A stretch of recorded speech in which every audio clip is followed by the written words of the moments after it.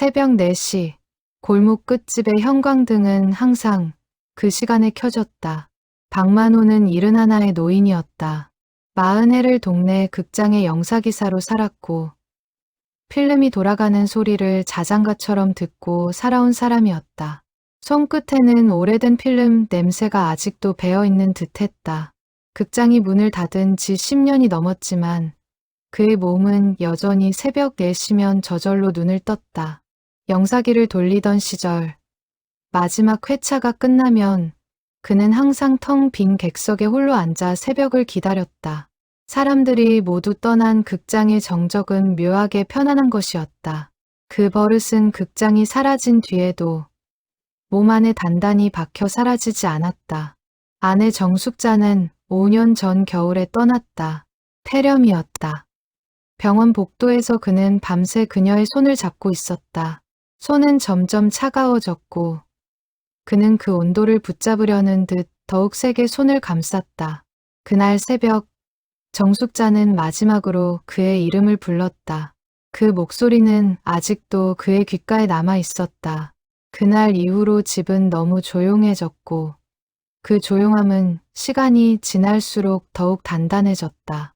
만호는 혼자 밥을 짓고 혼자 밥을 먹고 혼자 텔레비전 소리에 기대어 잠이 들었다. 식탁에는 여전히 2개의 수저가 놓였다. 습관이라기엔 너무 분명한 그리움의 흔적이었다. 골목은 좁고 길었다.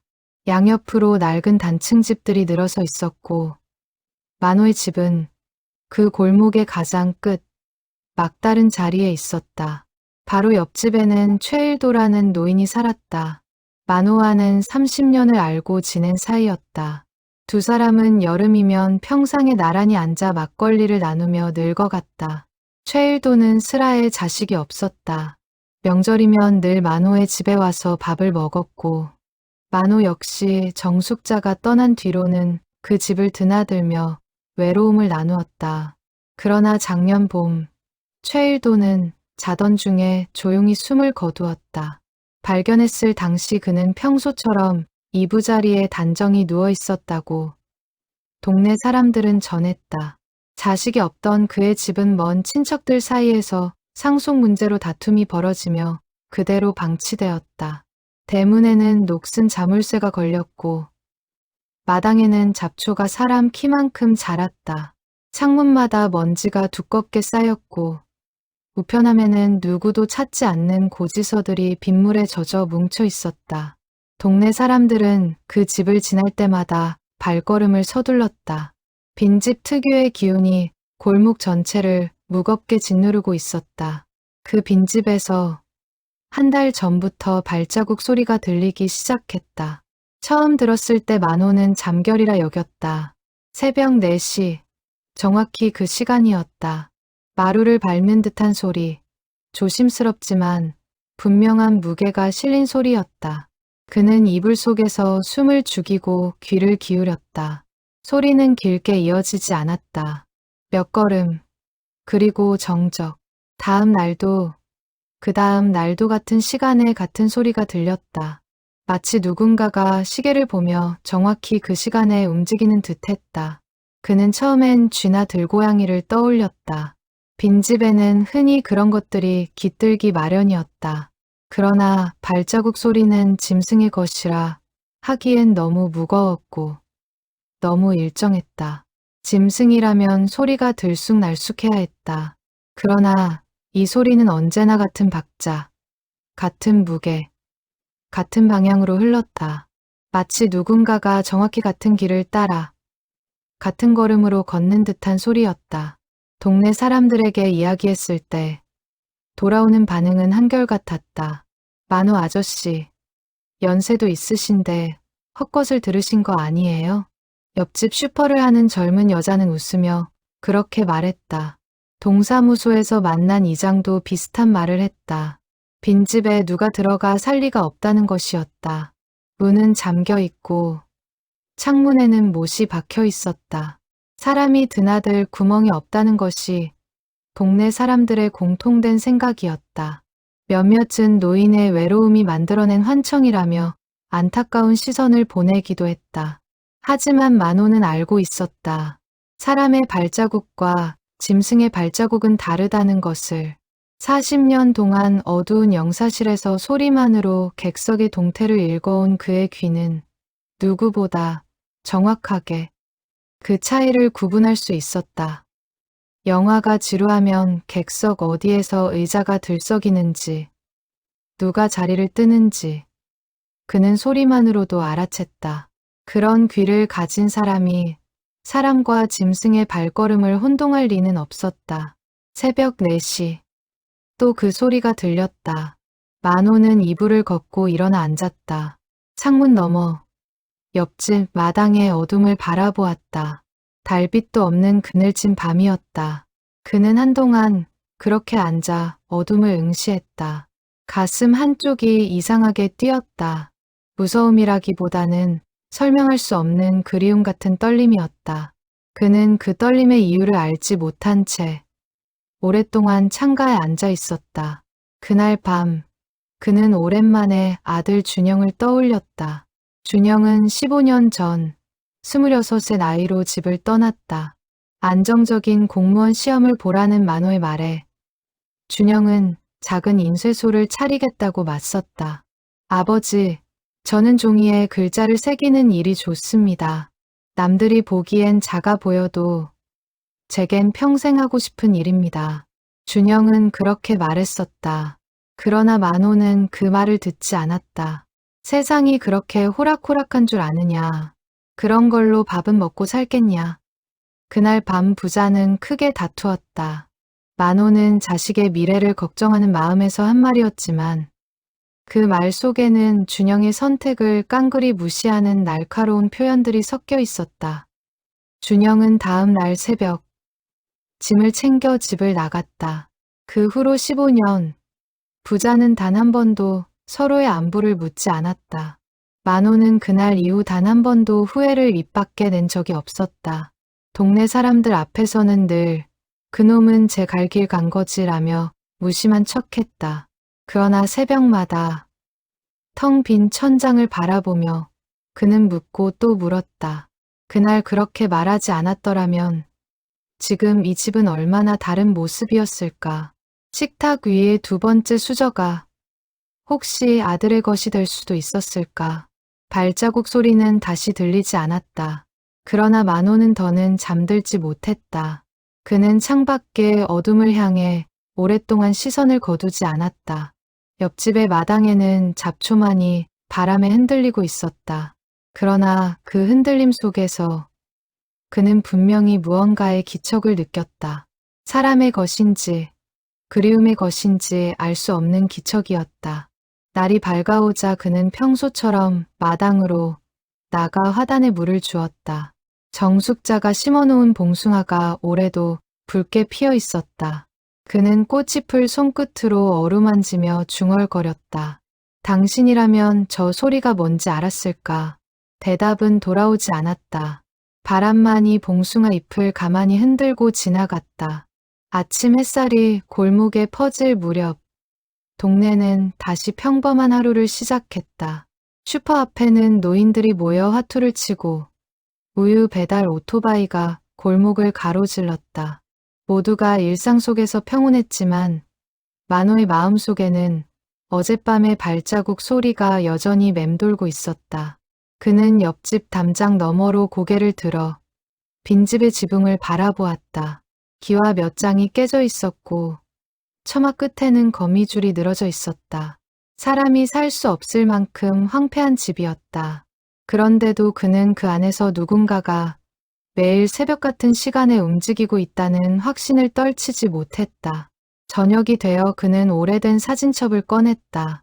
준영이 어렸을 적 극장 영사실 앞에서 찍은 사진이 그 안에 있었다. 작은 손으로 필름통을 쥐고 활짝 웃는 아이의 얼굴이었다. 만호는 그 사진을 한참 들여다보았다. 그날 다투지 않았더라면 저 아이는 지금 어디에서 무엇을 하고 있을까? 사진첩을 덮으며 그는 작게 한숨을 내쉬었다. 창밖은 이미 완전히 어두워져 있었고 새벽 4시까지는 아직 많은 시간이 남아 있었다. 그러나 그 시간은 언제나 그렇듯 너무도 빨리 다가올 것이었다.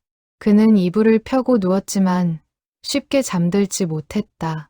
천장의 얼룩을 바라보며 그는 옆집의 어둠과 그 어둠 속에서 들려오던 발걸음의 무게를 떠올렸다.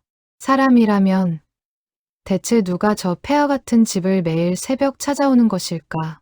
그는 그 답을 알 수 없었다. 그러나 한 가지는 분명했다. 그 소리가 시작된 뒤로 그의 마음속 깊이 묻혀있던 그리움도 함께 깨어나고 있다는 것이었다. 다음 날도 발자국 소리는 새벽 4시에 정확히 찾아올 것이었다. 그리고 그 소리는 만호가 평생 묻어두었던 질문들을 하나씩 깨우기 시작하고 있었다. 다음 날 새벽에도 발자국 소리는 약속처럼 정확히 찾아왔다. 만호는 이번엔 잠든 척하지 않았다. 그는 어둠 속에서 눈을 뜨고 천천히 몸을 일으켰다. 마루로 나가 슬리퍼를 신고 발소리를 죽인 채 마당으로 향했다. 새벽 공기는 차가웠고 풀벌레 울음마저 잠든 시간이었다. 그는 담장에 손을 짚고 옆집 마당 쪽으로 고개를 내밀었다. 아무것도 보이지 않았다. 어둠뿐이었다. 그러나 분명 조금 전까지 마루를 밟던 소리는 사라지고 없었다. 마치 그가 다가오는 기척을 미리 알아챈 듯 소리는 정확히 그 순간 멈추어 있었다. 만호는 한동안 그 자리에 서서 귀를 기울였다. 바람의 잡초가 스치는 소리만이 들렸다. 그는 담장에 기댄 채 자신의 숨소리마저 너무 크게 느껴져 한동안 숨을 참았다. 집으로 돌아온 그는 한참을 멍하니 앉아 있었다. 70평생 그는 한 번도 이렇게 무언가에 신경을 빼앗긴 적이 없었다. 영사실에서 보낸 40년 동안 그는 늘 정확하고 차분한 사람이었다. 필름이 끊어져도 정전이 일어나도 그는 흔들리지 않고 다음 행동을 준비하는 사람이었다. 그런 그가 지금 빈집에서 들리는 발자국 소리 하나에 밤잠을 설치고 있다는 사실이 스스로도 낯설었다. 그는 다음 날부터 작은 시도를 하기 시작했다. 옆집 마당으로 이어지는 흙길에 누구도 모르게 가는 실을 메어두었다. 발자국이 지나간다면 실이 끊어질 것이었다. 또 마당 한쪽 비교적 부드러운 흙바닥에는 평평하게 모래를 펴두었다. 발자국이 남는다면 모양을 볼 수 있을 것이었다. 그는 그 작업을 하며 스스로가 우습다고 생각했다. 이른이 넘은 노인이 마치 형사 흉내를 내듯 빈집 앞에서 실을 메고 모래를 고르고 있었으니 말이다. 그러나 그는 멈추지 않았다. 그날 밤도 발자국 소리는 어김없이 찾아왔다. 그리고 다음 날 아침 만호는 떨리는 손으로 마당을 확인했다. 실은 끊어져 있었다. 모래 위에는 선명한 발자국 하나가 찍혀 있었다. 어른 남자의 발 크기였다. 짐승의 것이 아니었다. 그는 그 발자국 앞에 한참을 서 있었다. 가슴이 두근거렸다. 자신이 미친 것이 아니라는 확신과 동시에 알 수 없는 두려움이 함께 밀려왔다. 그는 무릎을 굽혀 발자국 옆에 자신의 발을 가만히 대어보았다.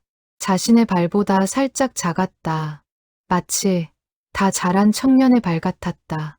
그는 이장을 다시 찾아갔다. 발자국을 봤습니다. 사람이 분명히 드나들고 있어요.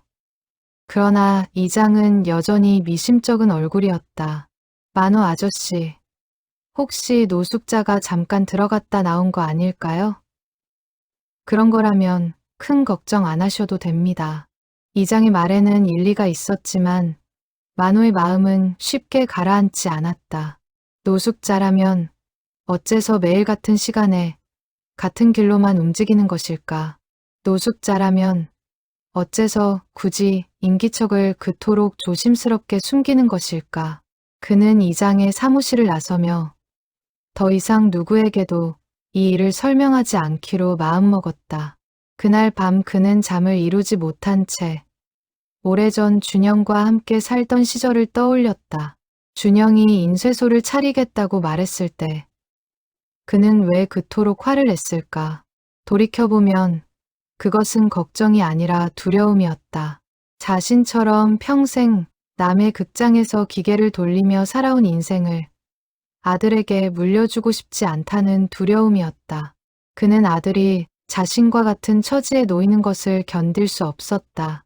그러나 그 두려움을 사랑이 아닌 분노로 표현했던 그날의 자신이 지금 와서 너무도 미워졌다. 준영이 떠난 뒤 만호는 몇 번이고 전화를 걸어볼까 망설였다. 수화기를 들고 번호를 누르다가도 마지막 숫자 하나를 남기고 다시 내려놓은 적이 한두 번이 아니었다. 그러나 자존심이 늘 그의 손을 붙잡았다. 먼저 연락하면 내가 잘못한 것을 인정하는 셈이 된다.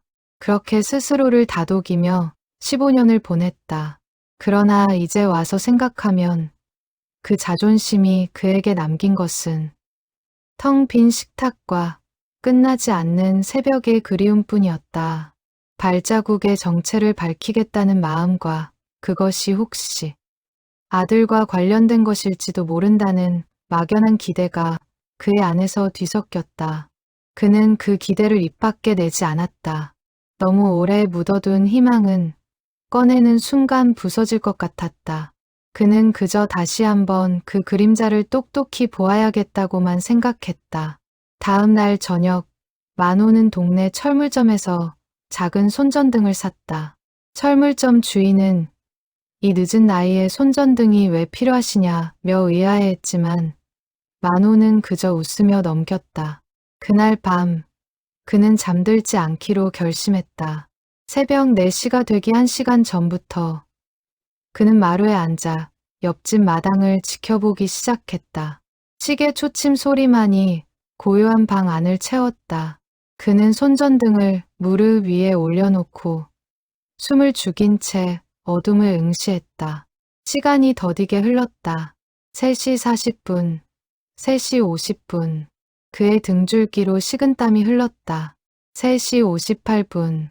그는 자신의 심장 소리가 시계 초침보다 더 크게 들리는 것을 느꼈다. 그리고 정확히 4시, 옆집 담장 너머에서 작은 그림자가 움직이는 것이 보였다. 만호는 손전등을 켜지 않았다. 대신 숨을 죽이고 천천히 마루 끝으로 다가갔다. 그림자는 옆집 마당을 가로질러 담장에 난 작은 틈으로 빠르게 사라졌다. 사람의 형체였다. 분명한 사람의 걸음걸이였다. 키는 크지 않았지만 어깨가 단단해 보였다. 걸음을 옮길 때마다 살짝 한쪽으로 기우는 듯한 특유의 자세를 가지고 있었다. 만호는 그 자리에 멈춰선 채 그림자가 사라진 틈을 오랫동안 바라보았다. 그날 밤 그는 처음으로 그 그림자의 걸음걸이가 어딘가 익숙하다는 생각을 했다. 정확히 어디서 본 듯한 그러나 떠올릴 수 없는 기시감이었다. 그는 그 기시감을 떨치려 애썼다. 너무 오래된 그리움이 만들어낸 착각이라 여기고 싶었다. 그러나 가슴 한편에서는 무언가가 조용히 그를 향해 다가오고 있다는 예감이 점점 커지고 있었다. 그는 그 예감을 끝내 떨치지 못한 채 어둠이 걷히고 아침이 올 때까지 마루에 그대로 앉아 있었다. 아침이 밝자 그는 옆집 담장의 틈을 찾아가 보았다. 사람 하나가 겨우 빠져나갈 수 있는 좁은 구멍이었다.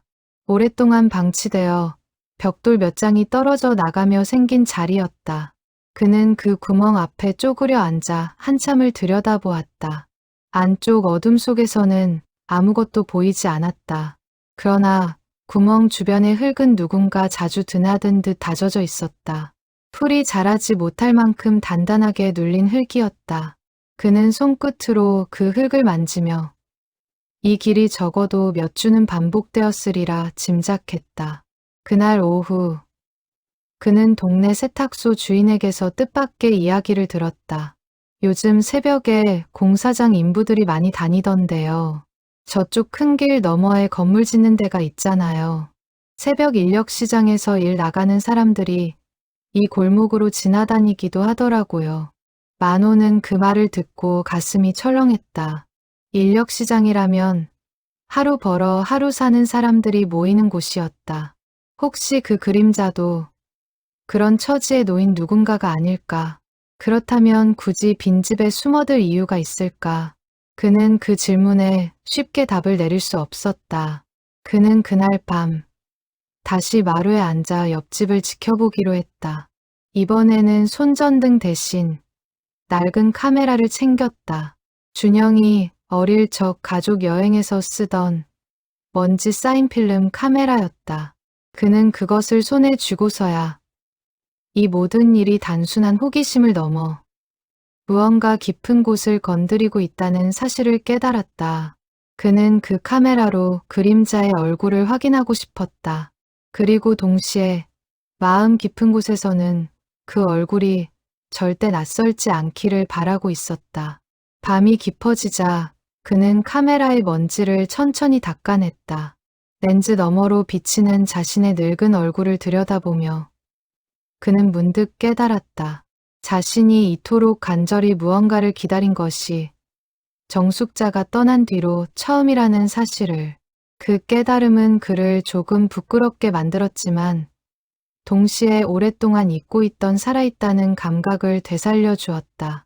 새벽 3시 50분. 만호는 카메라를 목에 걸고 마루 끝에 자리를 잡았다. 손바닥에는 식은땀이 배어 있었다.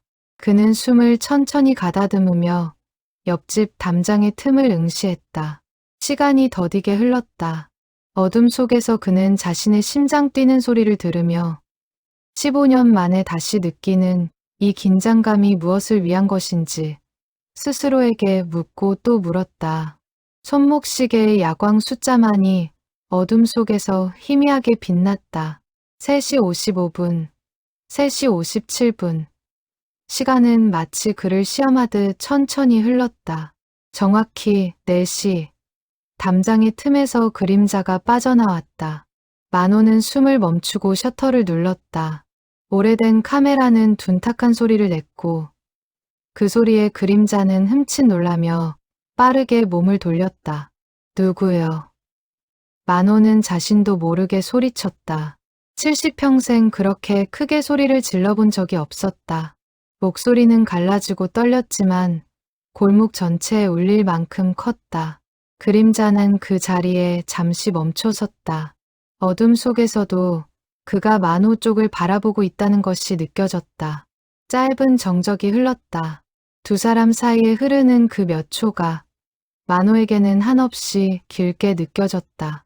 그러다 그림자는 몸을 돌려 담장을 향해 달리기 시작했다. 만호는 다급히 마당으로 뛰어내려갔다. 70평생. 그렇게 빨리 움직인 것은 처음이었다. 슬리퍼가 벗겨지는 것도 모른 채 그는 맨발로 흙바닥을 디뎠다. 무릎에서 오래된 통증이 올라왔지만 그는 멈추지 않았다. 잠깐만요. 그러나 그림자는 이미 담장의 틈을 빠져나가고 있었다. 만호는 담장에 손을 짚고 그 틈으로 고개를 밀어 넣었다. 그림자는 골목을 가로질러 빠르게 사라지고 있었다. 어둠과 거리 때문에 얼굴은 보이지 않았다. 다만 그가 도망치며 한쪽 다리를 살짝 끄는 듯한 걸음걸이를 가지고 있다는 것만이 눈에 들어왔다. 어릴 적 계단에서 굴러 다리를 다친 뒤로 남았던 준영의 걸음걸이와 묘하게 닮아 있었다. 그 걸음걸이는 다시 한번 그의 마음 깊은 곳을 건드렸다. 만호는 거친 숨을 몰아쉬며 담장에 한동안 기대어 있었다. 숨이 가라앉기까지 오랜 시간이 걸렸다. 그는 천천히 몸을 일으켜 처음으로 옆집 마당 안으로 발을 들였다. 마당은 잡초로 뒤덮여 있었고 한쪽에는 낡은 평상이 비바람에 썩어가고 있었다. 그가 최일도와 함께 막걸리를 나누던 바로 그 평상이었다. 만호는 잠시 그 자리에 멈춰서서 옛 친구를 떠올렸다. 평상 위에는 먼지가 손가락 두께만큼 쌓여 있었고 한쪽 다리는 부러져 비스듬히 기울어 있었다.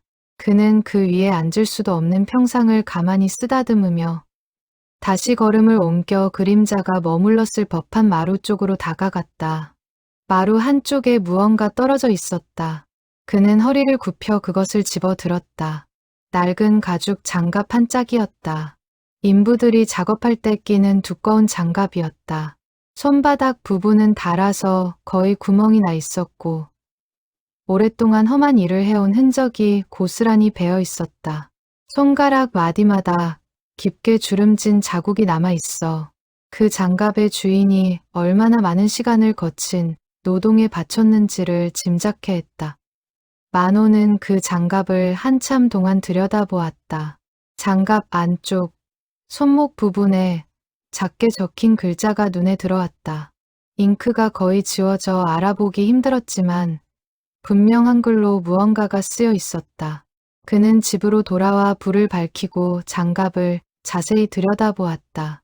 지응이라는 두 글자만이 겨우 남아 있었다. 그 외의 글자는 세월에 닳아 사라지고 없었다. 만호의 손이 떨렸다. 지응. 준영의 이름 끝 자음이었다. 그러나 그는 곧 스스로를 다잡았다. 세상에 지으로 시작하고 응으로 끝나는 이름이 어디 한둘이겠는가.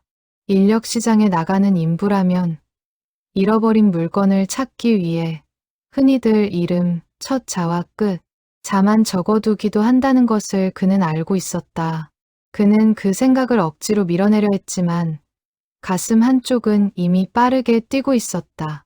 그날 밤, 그는 15년 전 그 다툼의 밤을 다시 떠올렸다. 정확히 어떤 말을 주고받았는지 그는 한 글자도 잊지 않고 있었다. 그날은 준영이 다니던 인쇄소에서 독립하여 작은 가게를 차리겠다고 처음 말을 꺼낸 날이었다. 아버지, 제 인생입니다. 제가 책임지겠습니다. 내 인생, 너 혼자 사는 게 아니다. 이 집안 자식으로서 부모 말을 들어야 할 것 아니냐. 저는 평생 아버지처럼 남의 밑에서 기계만 돌리고 싶지 않습니다. 그 말을 들은 순간 만호는 자신의 인생 전체가 부정당하는 기분을 느꼈었다. 40년을 극장 영사실에서 보낸 그의 인생이 아들의 입에서 나온 한마디로 송두리째 무시당하는 듯했다. 그는 그 자리에서 손에 잡히는 대로 화를 냈다. 그래, 나가라. 그렇게 잘난 척할 거면 이 집에서 나가서 살아봐라. 그 말이 떨어지자 준영은 더 이상 아무 말도 하지 않았다. 그저 입술을 굳게 다물고 방으로 들어가 조용히 문을 닫았을 뿐이었다. 다음 날 새벽, 그는 정말로 짐을 챙겨 집을 나갔다. 만호는 그날의 자신을 떠올리며 깊은 한숨을 내쉬었다. 그는 그날 밤 한숨도 자지 못한 채 장갑을 손에 쥐고 앉아 새벽을 기다렸다. 다음 날 아침, 그는 장갑을 신문지에 곱게 싸서 가방에 넣고 집을 나섰다. 동네에서 1시간 거리에 있는 인력시장을 찾아간 것이었다. 새벽 인력시장은 이미 사람들로 북적이고 있었다. 작업복을 입은 중년 남자들이 트럭 앞에 줄지어 서 있었고 흙먼지와 담배 냄새가 공기 중에 섞여 있었다. 만호는 그 틈에서 낯선 얼굴들을 하나하나 살펴보았다. 누구의 얼굴에서도 준영의 모습은 보이지 않았다. 그는 인력사무소 소장에게 장갑을 보여주며 물었다. 이 장갑 주인을 찾고 있습니다. 혹시 짐작가는 사람이 있습니까? 소장은 장갑을 잠시 들여다보더니 고개를 저었다. 이런 장갑은 다 비슷해서요. 죄송하지만 모르겠습니다. 허탕을 친 채 집으로 돌아오는 길, 만호의 어깨는 무겁게 가라앉았다. 그러나 동시에 마음 한구석에서는 묘한 안도감도 함께 자라났다. 만약 그 그림자가 정말 준영이라면 자신은 그 모습을 마주할 준비가 되어 있는가. 15년 동안 늙고 지친 아들의 얼굴을 그는 견딜 수 있을 것인가. 그는 그 질문에 쉽게 답하지 못한 채 무거운 발걸음으로 골목을 걸어 들어왔다. 집에 도착한 그는 다시 사진첩을 꺼냈다. 준영이 고등학교를 졸업하던 날 찍은 사진이 그 안에 있었다. 교복을 입은 채 어색하게 웃고 있는 아들의 얼굴이었다. 만호는 그 사진과 어젯밤 어둠 속에서 본 그림자의 걸음걸이를 마음속에서 겹쳐보았다. 닮은 듯도 했고 아닌 듯도 했다. 확신할 수 없는 그 모호함이 그를 가장 힘들게 했다. 사진첩을 넘기던 그의 손이 한 장에서 멈췄다. 준영이 중학생이던 시절, 운동회에서 달리기 경주를 마치고 숨을 몰아쉬며 찍힌 사진이었다.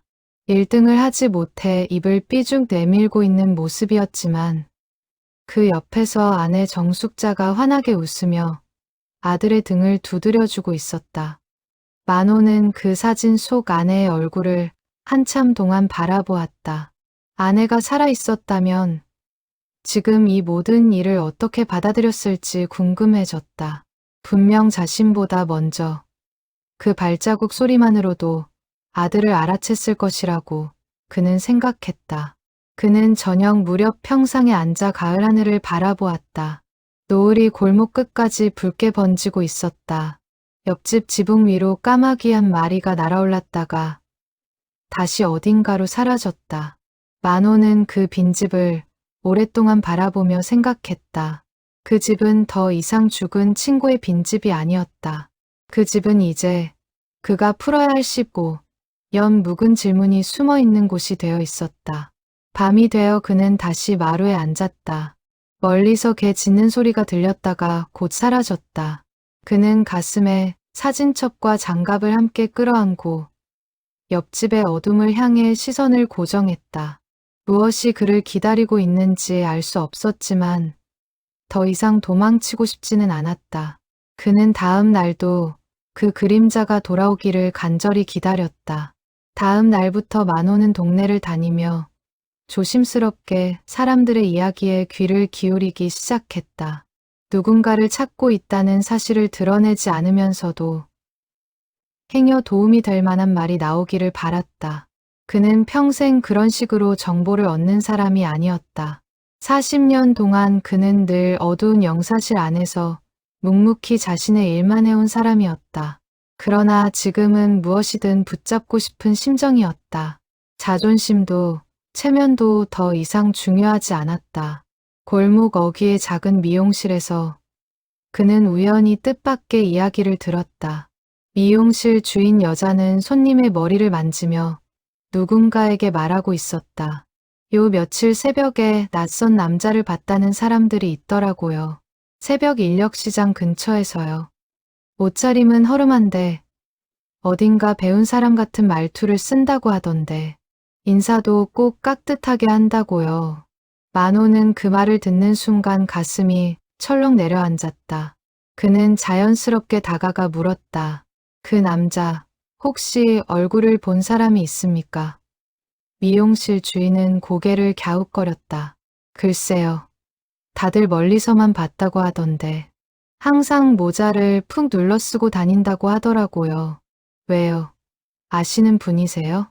만호는 얼른 고개를 저으며 자리를 떠났다.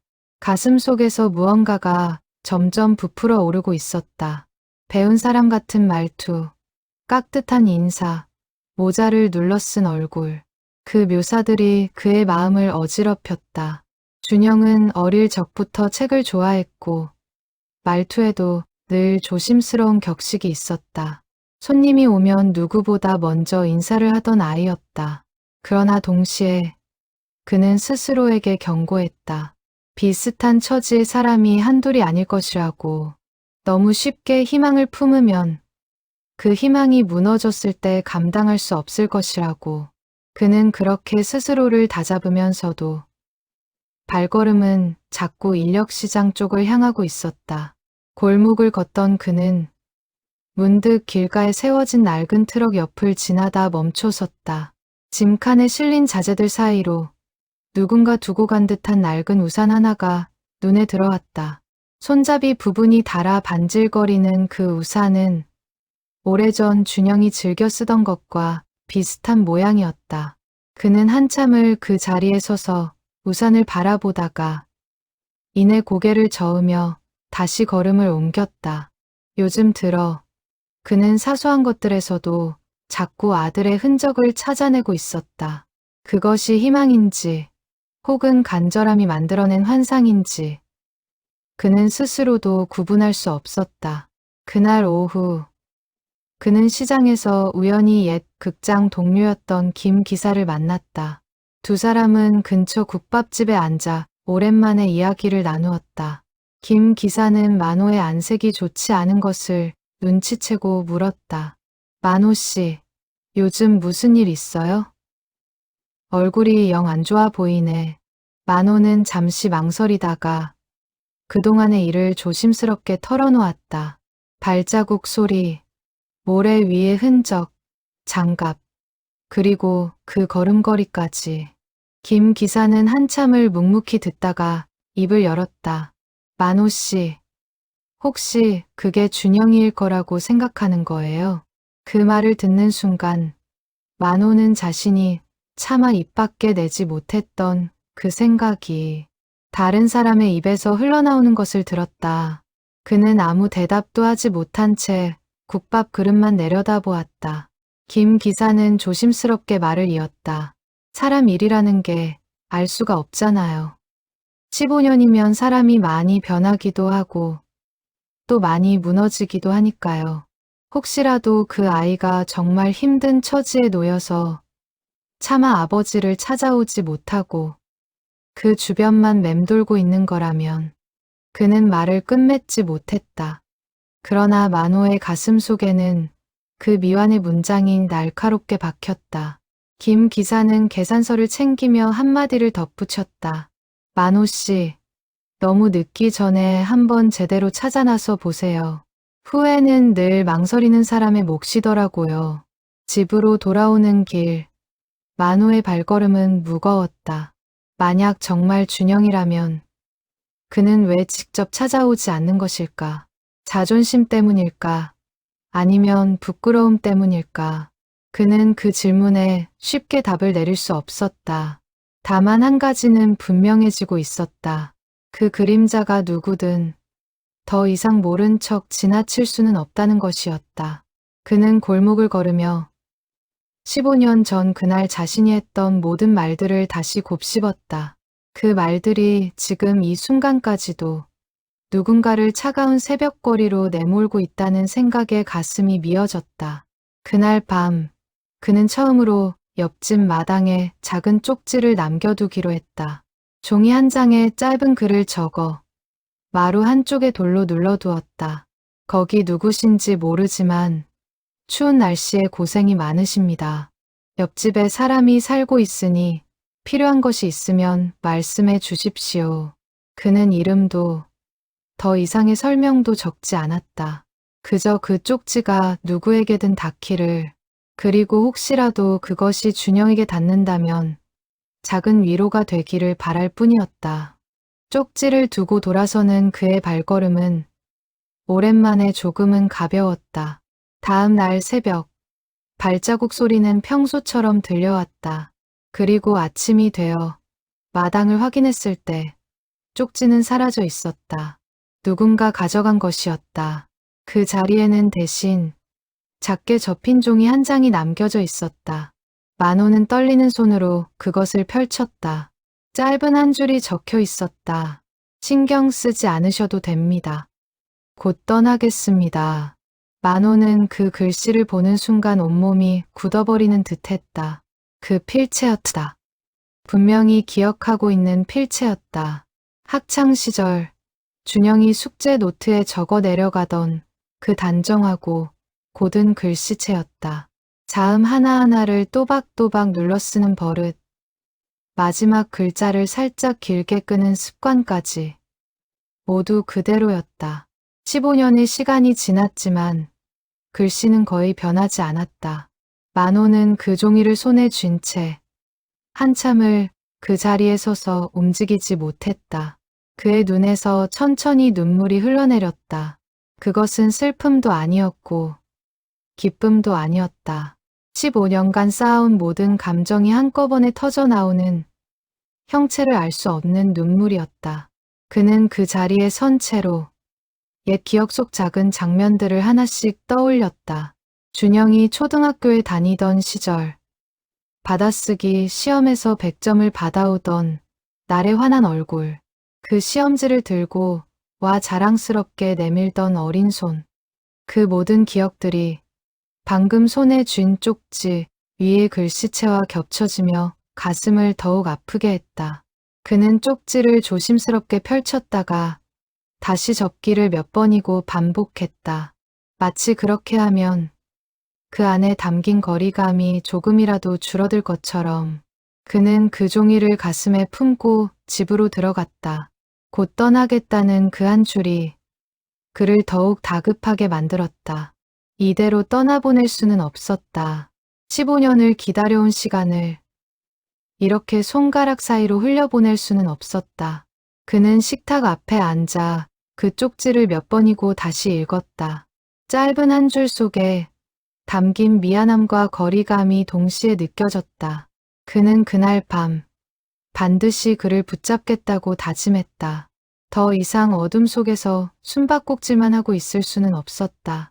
그날 저녁 그는 오랫동안 미루어왔던 일을 했다.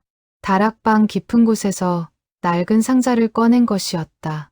그 상자에는 준영이 어릴 적 쓰던 물건들이 그대로 보관되어 있었다.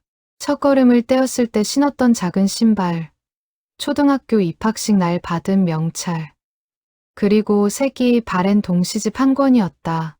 만호는 그 동시집을 펼쳤다. 책장 사이에는 어린 준영이 직접 쓴 짧은 시 한 편이 끼워져 있었다.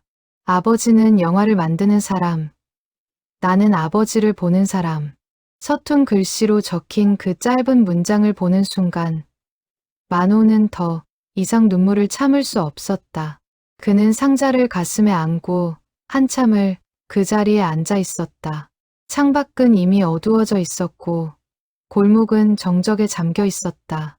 그는 시계를 바라보았다. 자정을 막 넘긴 시간이었다. 새벽 4시까지는 아직 멀었지만 그는 더 이상 가만히 앉아 기다릴 수 없었다. 그는 자리에서 일어나 마루로 나가 옆집을 향한 의자를 끌어다 놓았다. 오늘 밤은 절대 놓치지 않겠다는 다짐과 함께 그는 어둠이 깊어가는 골목을 향해 시선을 고정했다. 자정이 지나고 만호는 의자에 앉은 채 옆집을 지켜보았다. 다락방에서 꺼낸 상자는 옆에 그대로 두었다. 그는 동시집 속 짧은 시를 몇 번이고 되새기며 시간이 흐르기를 기다렸다. 새벽 공기가 점점 차가워졌다. 그는 낡은 외투를 어깨에 걸치고 졸음이 몰려올 때마다 손끝을 꼬집어 정신을 붙잡았다. 시계의 초침이 움직이는 소리가 그날 밤은 유난히 크게 들렸다. 3시 45분이 되자 그는 더 이상 앉아서 기다리지 않기로 했다. 그는 조용히 마당으로 내려가 옆집 담장의 틈 근처로 다가갔다. 그곳에 몸을 숨기고 그림자가 나타나기를 기다릴 생각이었다. 차가운 벽돌에 등을 기댄 채 그는 숨을 천천히 가다듬었다. 심장이 점점 빠르게 뛰었다. 그는 그 순간 자신이 마치 다시 20살로 돌아간 듯한 기분을 느꼈다. 무언가를 이토록 간절히 기다린 적이 언제였는지 떠올릴 수 없었다. 정확히 4시, 담장 틈 안쪽에서 작은 기척이 들렸다. 만호는 숨을 죽이고 그 자리에서 기다렸다.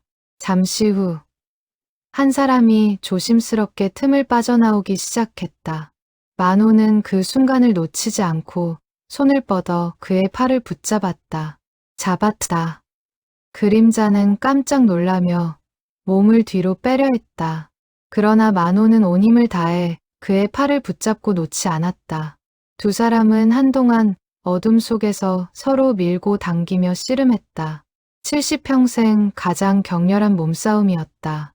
만호의 숨은 가빠졌고 팔에는 힘이 점점 빠져갔다. 그러나 그는 끝까지 손을 놓지 않았다. 상대방도 필사적으로 몸을 빼내려 했지만 만호는 마치 마지막 기회를 놓치면 모든 것이 끝나버릴 것처럼 그를 붙잡고 늘어졌다. 제발 놓아주세요. 낮고 떨리는 목소리가 어둠 속에서 들려왔다. 그 목소리를 듣는 순간 만호의 손에서 힘이 빠져나갔다.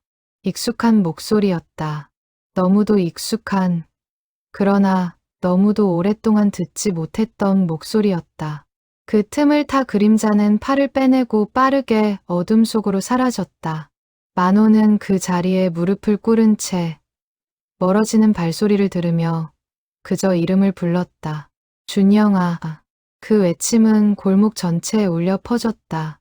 그러나 대답은 돌아오지 않았다. 발소리는 점점 멀어지다가 이내 완전히 사라졌다.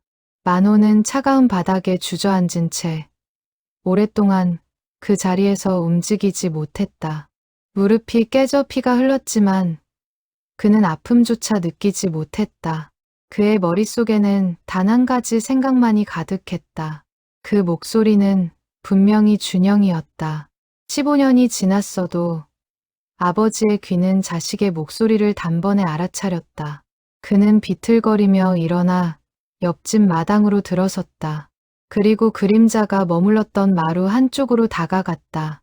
그곳에는 작은 가방 하나가 놓여 있었다. 급하게 도망치며 미처 챙기지 못한 것이었다. 만호는 떨리는 손으로 가방을 열었다. 그 안에는 낡은 작업복 한 벌과 약봉지 몇 개, 그리고 빛바랜 가족사진 한 장이 들어 있었다. 사진 속에는 젊은 시절의 만호와 정숙자, 그리고 어린 준영이 함께 환하게 웃고 있었다. 극장 앞에서 찍은 사진이었다. 사진 뒷면에는 작은 글씨로 날짜와 함께 한 문장이 적혀 있었다. 우리 가족이 가장 행복했던 날. 만호는 그 사진을 손에 쥔 채 무너지듯 그 자리에 앉았다. 아들은 이 사진을 가방 속에 넣고 15년 동안 떠돌아다녔던 것이었다. 그 사실이 그동안 단 한 번도 자신을 잊은 적이 없었다는 증거처럼 느껴져. 만호는 한참을 그 사진만 바라보았다. 약봉지를 살펴보던 만호의 손이 다시 떨리기 시작했다. 처방전에는 익숙하지 않은 약 이름들이 적혀 있었다.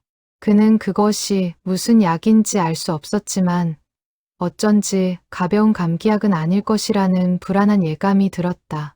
작업복 안쪽 주머니에서는 구겨진 영수증 몇 장과 동네 근처 작은 교회에서 받은 무료 진료 안내문도 함께 나왔다. 그는 그 모든 것을 하나하나 펼쳐보며 아들이 얼마나 힘든 시간을 보내왔는지를 조금씩 짐작할 수 있었다. 그는 가방을 가슴에 꼭 안고 동이 트기 시작하는 골목을 향해 시선을 던졌다. 이제는 더 이상 의심할 여지가 없었다.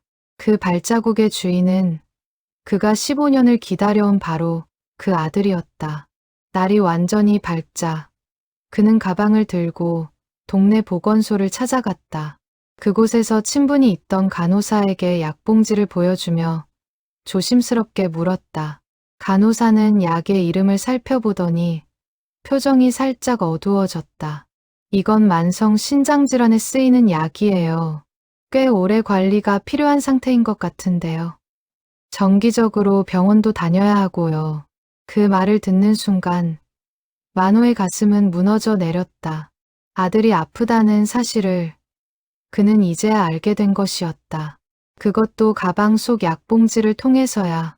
그는 보건소를 나서며 하늘을 올려다보았다. 가을 하늘은 유난히 맑고 높았다. 그러나 그의 마음은 한없이 무거웠다. 아들이 어디에서 어떤 몸으로 살아왔는지조차 모른 채 보낸 15년이 그제야 비로소 그 무게로 그를 짓눌렀다. 그는 무릎에 상처의 약을 바를 생각도 잊은 채 가방을 가슴에 안고 골목을 정신없이 헤매며 아들의 흔적을 찾아다녔다. 인력시장 근처, 작은 교회 앞, 버스 정류장까지 발이 닿는 곳마다 사진을 들고 사람들에게 물었지만 아무도 확실한 대답을 해주지 못했다. 해가 저물 무렵 그는 지친 몸으로 집으로 돌아왔다. 가방을 가슴에 안고 집으로 돌아가는 길, 다시는 그 아이를 놓치지 않겠다고 몇 번이고 다짐했다. 그는 마루에 앉아 가방 속 사진을 다시 꺼내 들여다보며 옆집의 어둠이 다시 깊어지기를 기다렸다. 저녁이 깊어지면서 그는 동네 슈퍼 주인 여자를 다시 찾아갔다. 처음 만호의 말을 가볍게 웃어넘기던 그 여자였다. 그는 사진을 보여주며 조심스럽게 물었다. 이 사람 혹시 본 적 있습니까? 슈퍼 주인은 사진을 한참 들여다보다가 표정이 점점 달라졌다. 이분. 며칠 전에 새벽에 우유 한 통 사가신 분 같은데 말투가 점잖으셔서 기억나요. 한 손을 약간 떠시는 것 같아서 어디 아프신가 했는데 그 말을 듣는 순간 만호는 다리에 힘이 풀려 의자에 주저앉았다. 손이 떨린다는 말이 그의 가슴을 다시 한번 무너뜨렸다. 단순히 추위 때문이 아니라 몸이 약해진 탓일지도 모른다는 생각이 들었다. 그는 슈퍼 주인에게 거듭 고개를 숙여 인사를 하고는 다시 골목으로 나섰다. 저녁 바람이 차가웠다. 그는 외투깃을 세우며 아들이 이 차가운 바람을 얼마나 오랫동안 혼자 견뎌왔을지를 생각했다. 그 생각만으로도 가슴이 아렸다. 집으로 돌아온 그는 다시는 놓치지 않겠다는 다짐과 함께 작은 계획을 세우기 시작했다. 이번에는 쫓거나 붙잡으려 하지 않을 것이었다. 대신 아들이 스스로 마음을 열 수 있도록 조용히 곁을 지키기로 했다. 그는 따뜻한 죽 한 그릇을 끓여 작은 보온병에 담고 옆집 마루 한쪽에 가만히 놓아두었다. 그리고 멀리서 그저 지켜보기로 했다. 밤이 깊어질수록 골목은 점점 조용해졌다. 만호는 창가에 앉아 옆집 마루를 바라보며 보온병이 그대로인지를 몇 번이고 확인했다. 1시간이 지나고 2시간이 지나도 마루에는 아무런 움직임이 없었다. 그는 혹시 아들이 오늘 밤은 오지 않을지도 모른다는 생각에 가슴이 조여들었다. 그러나 동시에 만약 온다면 이번에는 절대로 다그치지 않겠다고. 그저 따뜻한 죽 한 그릇을 건네는 것만으로 충분하다고 스스로에게 되뇌었다. 자정을 넘긴 시각. 그는 잠시 눈을 감았다가 다시 떴다. 졸음과 긴장이 뒤섞인 채로 그는 그날 밤 다투었던 마지막 순간을 다시 떠올렸다. 아들의 등을 떠밀듯 내쫓았던 그 손길. 문을 걸어 잠그며 내뱉었던 모진 말들이 또렷하게 되살아났다. 그때는 그것이 자식을 위한 매라고 믿었다. 그러나 지금 빈 가방과 약봉지를 떠올리면 그 믿음이 얼마나 큰 착각이었는지를 뼈저리게 깨달았다. 그는 두 손으로 얼굴을 감싸며 오랫동안 참아왔던 눈물을 조용히 흘렸다. 새벽 3시가 가까워지자 그는 다시 창밖을 살폈다. 보온병은 여전히 그 자리에 있었다. 그는 자리에서 일어나지 않았다. 다만 마음속으로 아들이 어디에 있든 그 추운 새벽을 무사히 견뎌내기를 빌었다. 15년 전에는 미처 하지 못했던 그 기도를 그는 이제야 비로소 진심으로 올리고 있었다. 창밖의 어둠은 깊었지만 만호의 마음속에는 처음으로 작은 온기 같은 것이 자리 잡기 시작했다. 그것은 분노도 원망도 아닌 오랫동안 잊고 지냈던 그리움이었다. 준영이 그 집을 떠난 것은 26의 봄이었다. 그날 밤 그는 작은 가방 하나만 든 채 골목을 빠져나갔다. 등 뒤로 아버지의 마지막 외침이 들렸지만 그는 한 번도 뒤돌아보지 않았다. 그때 그의 가슴 속에는 분노와 서름이 가득했다. 안정된 공무원의 길을 마련해준 아버지의 마음을 그는 이해하지 못했다. 그는 오직 자신이 직접 일으켜 세운 무언가를 갖고 싶었을 뿐이었다. 서울로 올라온 준영은 변두리의 작은 인쇄소에 취직했다. 낮에는 기계를 돌리고 밤에는 사장의 어깨 너머로 인쇄 기술을 배웠다. 그는 손끝이 야무졌고 색을 다루는 감각이 좋았다. 몇 해가 지나자 그는 작은 단골을 모아 자신만의 인쇄소를 차릴 수 있었다. 명함과 청첩장, 작은 책자를 찍어내며 그는 처음으로 스스로 일으킨 것이 주는 보람을 느꼈다.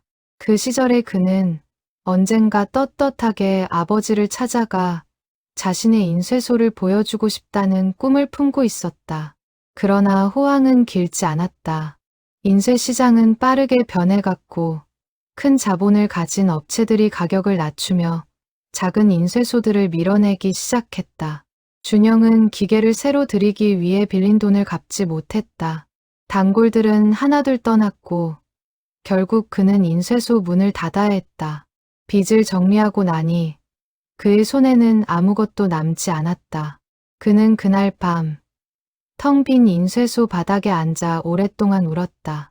아버지에게 보여주고 싶었던 그 꿈이 한순간에 무너져 내린 것이었다. 그 무렵 그는 결혼을 약속했던 사람과도 헤어졌다. 형편이 어려워지자 자연스럽게 멀어진 사이였다. 그녀를 원망하지는 않았다. 다만 곁에 아무도 남지 않았다는 사실이 그를 더욱 깊은 외로움 속으로 밀어넣었다. 그는 짐을 정리해 도시를 떠났고 이후로는 정해진 거처 없이 떠도는 삶을 살았다.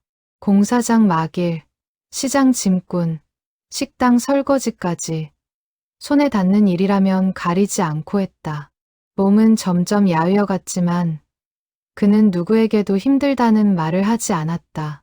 38이 되던 해 그는 몸이 자주 붓고 쉽게 지치는 것을 느꼈다.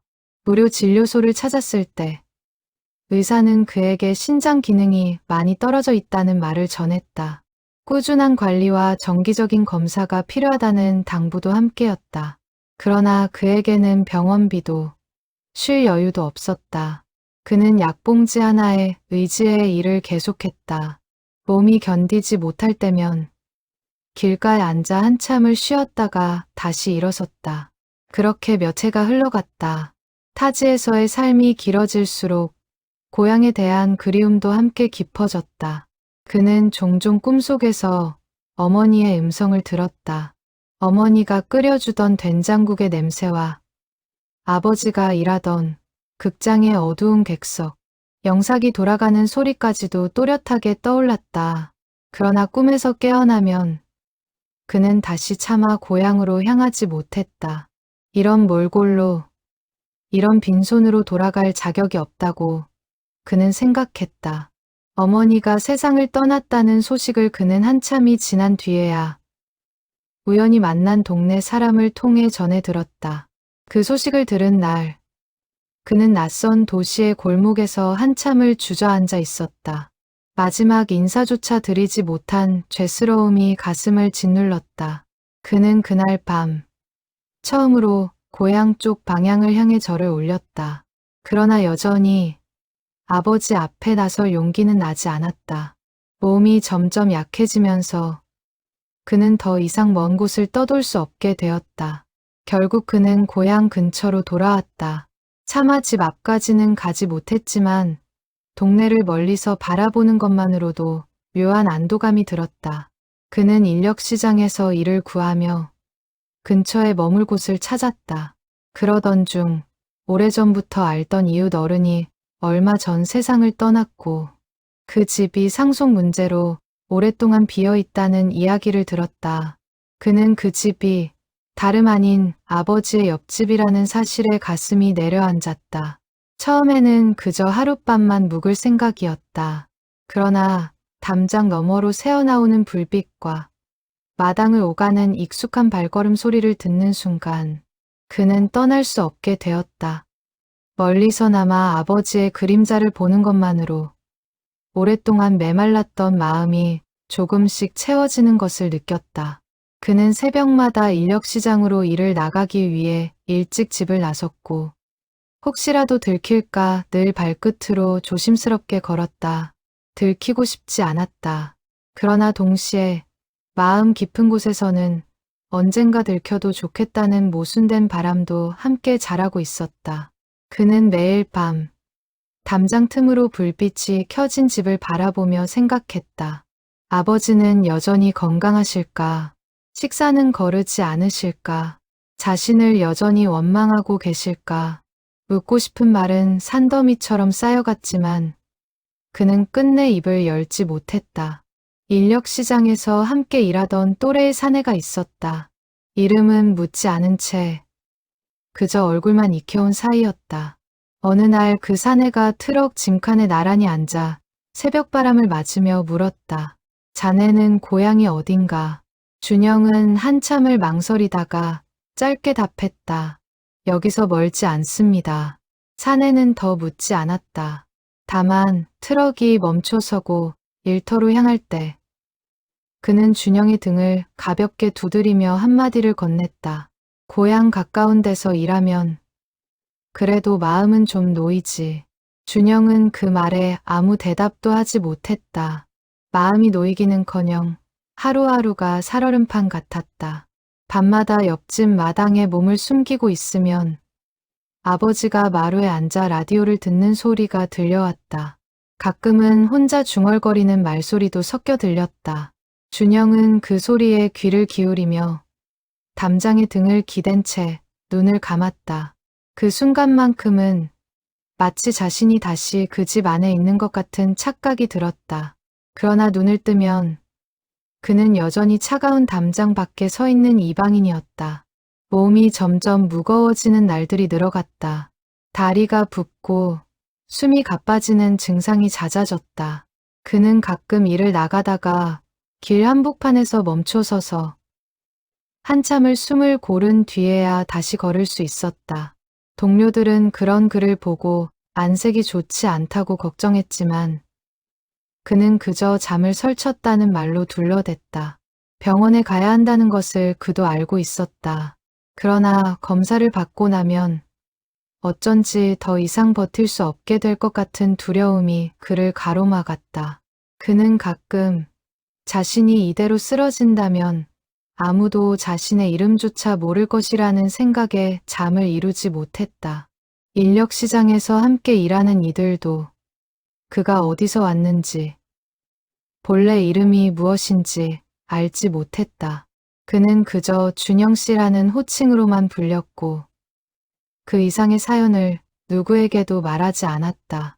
외로움이 가장 깊어지는 순간은 몸이 아플 때가 아니라 자신의 존재를 기억해 줄 사람이 아무도 없다는 사실을 깨달을 때였다. 그런 밤이면 그는 더욱 간절하게 고향의 그 골목을 그리고 그 골목 끝의 불빛을 떠올렸다.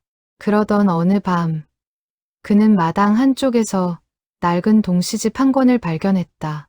어린 시절 자신이 즐겨 읽던 책이었다. 책장을 넘기다가 자신이 적어둔 짧은 글귀를 발견한 순간 그는 한참을 그 자리에 서서 움직이지 못했다. 그 글귀는 어린 그가 아버지에게 쓰고 싶었지만 부끄러워 끝내 전하지 못한 말이었다. 그는 책을 다시 제자리에 내려놓으며 언젠가는 직접 이 말을 전할 수 있는 날이 오기를 마음속으로 빌었다. 그러나 그날이 오늘이 될 줄은 그는 미처 알지 못했다. 쪽지를 남기고 돌아선 밤, 그는 처음으로 누군가에게 자신의 존재를 알렸다는 사실의 두려움과 안도가 동시에 밀려왔다. 곧 떠나겠다고 적었지만 그의 발걸음은 쉽게 그 동네를 벗어나지 못했다. 몸이 허락하지 않았고 마음 또한 쉽게 허락하지 않았다.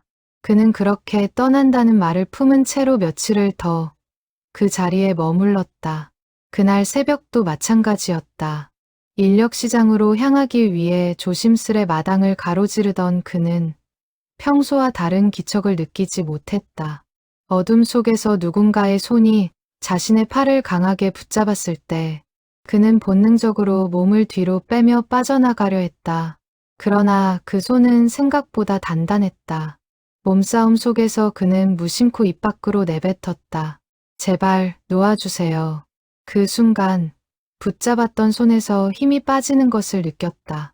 그는 그 틈을 놓치지 않고 몸을 빼내어 어둠 속으로 달아났다. 그러나 등 뒤로 들려오는 외침이 그의 발걸음을 한순간 멈춰 세웠다. 준영아. 그 이름을 부르는 목소리는 15년 전과 조금도 변하지 않았다. 준영은 차마 뒤돌아보지 못한 채 떨리는 다리로 어둠 속을 내달렸다.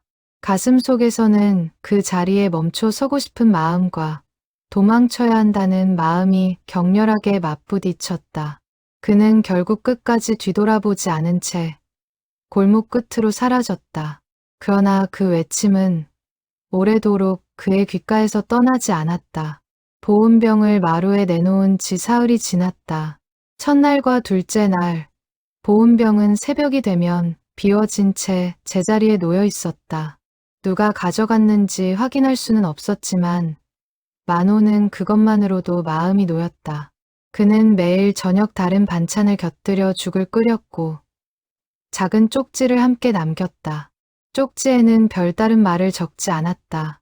그저 몸 잘 챙겨라 한 줄이 전부였다. 화려한 말도 캐묻는 말도 그는 적지 않았다. 다만 아들이 부담을 느끼지 않기를 바랐다. 죽을 끓이는 동안 그는 옛날 아내가 끓여주던 방식을 떠올리려 애썼다. 호박을 잘게 썰어 넣고 마지막에 깨소금을 살짝 뿌리던 그 손맛을 그는 정확히 기억하지 못했다. 그러나 어렴풋한 기억만으로도 그는 최선을 다해 그 맛을 흉내내려 했다. 첫날 끓인 죽은 너무 묽었고 둘째 날은 간이 짰다. 그는 매번 조금씩 고쳐가며 셋째 날에는 제법 그럴듯한 맛을 낼 수 있게 되었다. 그 작은 정성이 그가 아들에게 전할 수 있는 가장 확실한 말이었다. 셋째 날 새벽, 만호는 평소보다 일찍 잠에서 깼다. 창밖은 아직 어두웠다. 그는 습관처럼 창가로 다가가 옆집 마루를 살폈다. 보온병은 그 자리에 그대로 놓여 있었다. 어제 저녁에 내놓은 그대로 손을 댄 흔적이 전혀 없었다. 그는 가슴이 철렁 내려앉았다. 혹시 무슨 일이 생긴 것은 아닐까? 아니면 떠나겠다던 쪽지의 말처럼 정말로 그 집을 떠나버린 것은 아닐까? 그는 더 이상 가만히 있을 수 없었다. 그는 외투를 걸치고 조용히 마당으로 내려갔다. 발끝에 닿는 흙은 차가웠다. 그는 담장 틈으로 다가가 안쪽을 살폈다. 어둠 속에서 무언가 희미한 움직임이 보였다. 사람의 형체였다. 그러나 그 형체는 서 있지 않았다. 마루 한쪽 구석, 벽에 기댄 채 미끄러져 내려앉아 있는 모습이었다. 만호는 숨을 삼키며 조심스럽게 담장 틈을 비집고 들어섰다. 가까이 다가갈수록 거친 숨소리가 들려왔다. 누군가 가쁘게 숨을 몰아쉬고 있었다. 만호는 떨리는 손으로 주머니 속 손전등을 꺼내 들었다. 불빛을 비추기 전 그는 잠시 멈춰섰다. 만약 그 빛이 자신이 그토록 기다려온 얼굴을 비춘다면 자신은 그 순간을 견딜 수 있을까? 그는 깊게 숨을 들이쉬고 마침내 손전등을 켰다. 빛이 닿은 그 얼굴은 15년 전 떠나던 청년의 얼굴이 아니었다. 야윈 볼과 거칠어진 피부, 깊게 팬 눈가의 주름이 그 자리를 대신하고 있었다. 그러나 그 눈빛만은 어린 시절부터 보아온 그대로였다. 만호는 그 얼굴을 보는 순간 온몸이 그대로 굳어버렸다. 시간이 멈춘 것 같았다. 그는 아무 말도 하지 못한 채 그저 그 얼굴을 바라보고만 있었다. 마루 한쪽 구석에는 빈 보온병이 나란히 놓여 있었다. 사흘 동안 그가 두고 간 죽을 아들은 매번 남김없이 비워냈던 것이었다. 다만 몸이 너무 약해진 탓에 그것을 다시 마루로 가져다 놓을 힘조차 없었던 것이었다. 만호는 그 사실을 깨닫는 순간 가슴 깊은 곳에서부터 무너지는 듬한 슬픔이 차올랐다. 그토록 가까이에서 자신이 끓인 음식을 먹으며 버텨온 아들을 그는 그동안 알아채지 못했던 것이다. 준영 역시 빛에 눈을 찡그리며 고개를 들었다. 그는 아버지의 얼굴을 마주한 순간 몸을 일으켜 도망치려 했다. 그러나 다리에 힘이 들어가지 않았다. 며칠째 몸이 부어오르고 숨이 가빠지는 증상이 심해진 탓이었다. 그는 비틀거리다 다시 바닥에 주저앉았다. 도망칠 힘조차 남아있지 않았다. 가지 마세요. 저는 그냥 곧 떠날 겁니다. 준영의 목소리는 가늘게 떨렸다. 그는 고개를 돌려 아버지의 시선을 피하려 했다. 부끄러움과 두려움이 뒤섞인 표정이었다. 만호는 그 모습을 보며 가슴이 갈라지는 듯한 통증을 느꼈다. 그는 천천히 무릎을 굽혀 아들과 눈높이를 맞추었다. 준영아. 그 한마디를 내뱉는데 그는 15년의 시간이 필요했다. 목소리는 떨렸지만 그 안에는 분노도 원망도 담겨 있지 않았다. 오직 그리움뿐이었다. 준영은 그 부름에 고개를 들지 못했다. 눈가가 붉어지며 그의 어깨가 들썩이기 시작했다. 죄송합니다. 죄송합니다, 아버지. 준영은 거듭 같은 말만 되풀이했다. 그는 더 이상 아무 말도 이어가지 못했다. 떨리는 손으로 얼굴을 감싸며 그는 한참을 그렇게 흐느꼈다. 만호는 그 모습을 바라보며 자신도 모르게 손을 뻗어 아들의 어깨에 가져다 댔다. 손끝이 닿는 순간 두 사람 모두 그 자리에서 굳어버렸다. 괜찮다. 만호는 짧게 말했다. 그러나 그 짧은 말 속에는 차마 다 담을 수 없는 수많은 감정이 함께 담겨 있었다. 그는 더 이상 묻지 않았다. 어디서 어떻게 살아왔는지, 왜 이제야 돌아왔는지, 그 모든 물음은 잠시 미뤄두기로 했다. 지금 이 순간 가장 중요한 것은 아들이 살아서 자신 앞에 있다는 사실, 그것 하나뿐이었다. 아버지, 저 같은 게 이렇게 와도 되는 건지 모르겠습니다. 준영이 떨리는 목소리로 간신히 말을 이었다. 만호는 잠시 말을 잃었다가 천천히 고개를 저었다. 내가 어디서 어떻게 살았든 너는 내 아들이다. 그거면 됐다. 그 말을 들은 준영은 더 이상 말을 잇지 못했다. 그는 그저 고개를 떨군 채 어깨를 떨었다. 만호 역시 더는 입을 열지 않았다. 오랜 시간 쌓여온 말들은 굳이 이 순간에 다 꺼내지 않아도 괜찮았다. 두 사람 사이에는 말 대신 오랜 침묵과 서로의 숨소리만이 오갔다. 준영의 몸은 생각보다 훨씬 더 약해져 있었다. 만호는 아들의 팔을 자신의 어깨에 둘러 부축하며 천천히 일으켜 세웠다. 한 걸음을 떼는 것도 힘겨워 보였다. 준영의 발이 휘청일 때마다 만호는 온 체중을 받아내며 버텼다. 70평생 이렇게 누군가의 무게를 온전히 받아본 적은 없었다. 그러나 그 무게가 버겁다는 생각은 조금도 들지 않았다. 오히려 그는 그 무게를 조금이라도 더 오래 느끼고 싶었다. 다리가 후들거리는 아들을 부축한 채 그는 한 걸음 한 걸음 천천히 담장 틈을 빠져나왔다. 그 길은 15년 전 아들이 등을 떠밀려 떠나갔던 바로 그 골목이었다. 이번에는 누구도 등을 떠밀지 않았다. 만호는 아들의 무게를 온몸으로 받치며 자신의 집으로 향하는 발걸음을 옮겼다. 골목을 지나는 동안 동이 트기 시작했다. 멀리서 첫 차가 지나가는 소리가 들렸다. 평소라면 그 소리에 맞춰 일터로 향했을 준영이었다. 그러나 오늘만큼은 그는 다른 곳으로 향하고 있었다. 그것이 낯설고도 따뜻하게 느껴졌다. 집 안으로 들어선 두 사람은 오랫동안 비어있던 작은 방 앞에 멈춰 섰다. 준영이 떠나기 전까지 쓰던 방이었다. 문을 열자 그 시절 그대로의 책상과 벽에 붙어있던 빛바랜 달력이 눈에 들어왔다. 만호는 먼지가 쌓인 이불을 서둘러 정리하고 아들을 자리에 눕혔다. 준영은 그 방의 익숙한 천장을 올려다보며 눈물을 멈추지 못했다. 15년 만에 돌아온 그 방은 떠나던 날과 조금도 달라지지 않은 모습 그대로였다. 만호는 아들의 곁에 앉아 떨리는 손으로 이마를 짚어보았다. 열이 제법 높았다. 그는 자리에서 일어나 서둘러 물을 끓이고 동이 트는 대로 병원에 데려가야겠다고 마음먹었다. 부엌으로 향하는 그의 발걸음은 가벼웠다. 15년 동안 잊고 지냈던 누군가를 위해 무언가를 해야 한다는 그 분주함이 오히려 반가웠다. 그는 물을 끓이며 창밖으로 번지는 새벽빛을 바라보았다. 골목 너머로 동네의 첫 인기척이 들리기 시작했다.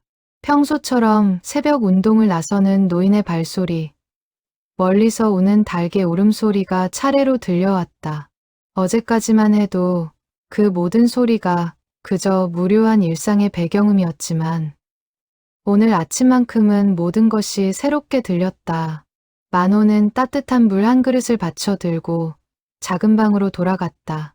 준영은 어느새 눈을 감고 얕은 잠에 빠져 있었다. 그는 잠든 아들의 얼굴을 한참 동안 바라보았다. 야위었지만 분명 살아 숨쉬고 있는 얼굴이었다. 창밖으로는 어느새 푸르스름한 새벽빛이 완전히 번져 있었다. 15년 동안 그를 짓눌렀던 새벽 4시의 발자국 소리는 이제 더 이상 두려운 소리가 아니었다. 그것은 끝내 돌아온 아들의 발걸음이었다. 만호는 방문을 살짝 열어둔 채 부엌 한쪽에 앉아 동이의 완전히 트기를 기다렸다. 병원 문이 열리는 시간까지 그는 한시도 그 곁을 떠나지 않을 생각이었다. 병원에서는 정밀 검사가 필요하다는 소견이 나왔다. 신장 기능이 상당히 떨어진 상태였고 꾸준한 투석과 관리가 병행되어야 한다는 설명이 이어졌다. 의사의 말을 듣는 동안 만호는 두 손을 무릎 위에 올려놓은 채 미동도 하지 않았다. 그는 그 모든 설명을 빠짐없이 머릿속에 새겨 넣었다. 앞으로 무엇을 해야 하는지 그는 이제부터 하나씩 배워나가야 했다. 진료실을 나서며 의사는 만호에게 따로 한마디를 건넸다. 보호자분께서 마음의 준비도 함께 하셔야 합니다. 꽤 오랜 시간 곁에서 챙겨주셔야 할 거예요. 만호는 그 말에 조금의 망설임도 없이 고개를 끄덕였다. 그건 걱정하지 마십시오. 제가 곁에 있을 겁니다. 그 대답은 짧았지만 그 안에는 더 이상 흔들리지 않을 확고한 다짐이 담겨 있었다. 집으로 돌아온 첫날 밤, 준영은 오랜만에 따뜻한 방에서 깊은 잠을 잤다.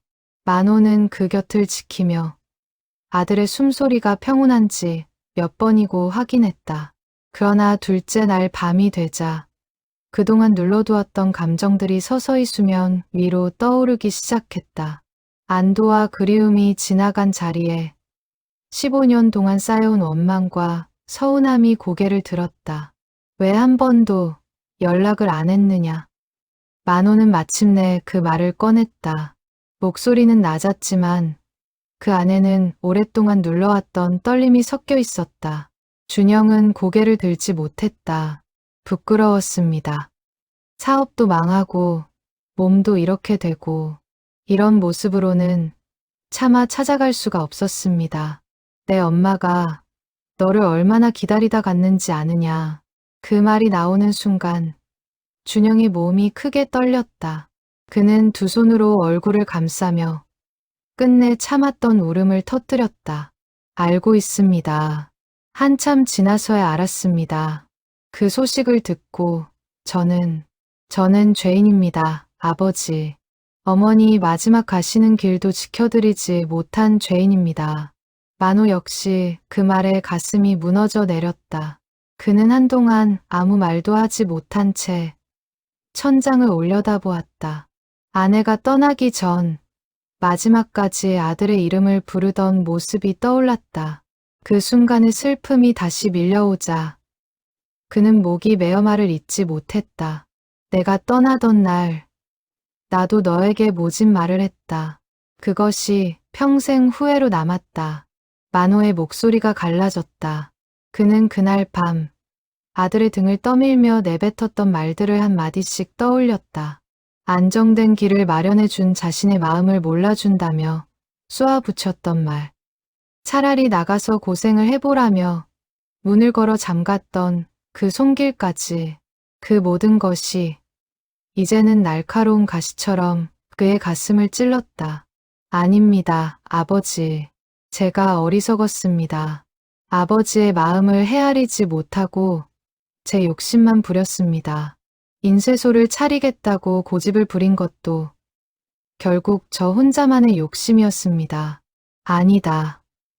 내가 하고 싶은 일을 하겠다는데 그것이 왜 욕심이냐. 내가 내 방식만 옳다고 여겼던 것이 잘못이었다. 너는 그저 너의 길을 가고 싶었을 뿐인데. 부자는 한동안 서로를 바라보지 못한 채 각자의 회한 속에 잠겨 있었다. 방 안에는 무거운 침묵만이 흘렀다. 그러나 그 침묵은 더 이상 차갑지 않았다. 오랫동안 켜켜이 쌓여온 오해와 원망이 그제야 서서히 녹아내리고 있었다. 왜 진작 찾아오지 않았느냐? 그렇게 가까이 있으면서 왜 그렇게 멀리서만 돌았느냐? 만호가 다시 물었다. 그 물음에는 분노보다 안타까움이 짙게 배어 있었다. 준영은 한참을 망설이다가 떨리는 목소리로 답했다. 아버지 얼굴을 마주할 자신이 없었습니다. 떳떳하게 무언가를 이루고 돌아오고 싶었는데 저는 아무것도 이루지 못했습니다. 몸까지 이렇게 되고 나니 더더욱 부끄러워서 차마 문 앞에 서지 못했습니다. 그저 멀리서 아버지가 무사하신지만 확인하는 것으로 만족하려 했습니다. 이 못난 자식아. 만호는 그렇게 말하며 떨리는 손으로 아들의 손을 꼭 붙잡았다. 그 손은 15년 전 어린아이의 손이 아니었다.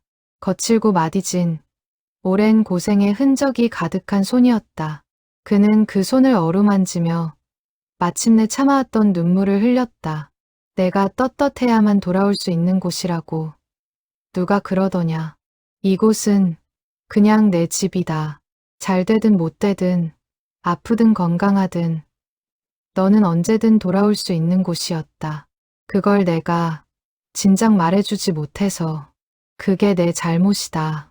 준영은 그 말에 더 이상 버티지 못하고 아버지의 무릎에 얼굴을 묻은 채 오랫동안 울었다. 만호는 그런 아들의 등을 가만히 쓸어내렸다. 손바닥에 닿는 등은 야위었지만 그 안에서 뛰는 심장의 박동은 분명하고 따뜻했다. 두 사람은 그렇게 15년의 거리를 한순간에 좁혀가고 있었다. 한참 후 준영은 눈물을 닦으며 떠나던 그날 밤의 기억을 더듬듬이 꺼내 놓았다. 그날 밤 아버지가 제 앞에서 인쇄소 자리 계약서를 찢으셨을 때 저는 그게 아버지가 저를 믿지 못해서 그러신 거라고만 생각했습니다. 그래서 더 화가 났습니다. 한 번이라도 잘할 수 있다고 믿어주셨으면 좋았을 텐데 하고요. 만호는 그 말을 듣고 한참을 침묵했다. 그날 밤의 일은 그에게도 또렷이 남아 있었다. 그는 천천히 입을 열었다. 그 계약서를 찢었을 때 사실은 내가 두려워서 그랬다. 너를 못 믿어서가 아니라 너를 잃을까봐 두려웠다. 공무원 시험 준비는 그 길이 안전해 보였으니까. 내가 살아온 세상에서는 안전한 길만이 옳은 길이라고 믿었다. 그런데 그게 내 두려움을 너에게 떠넘긴 것이었다는 걸 나는 한참 후에야 깨달았다. 저는 그것도 모르고 아버지를 미워했습니다.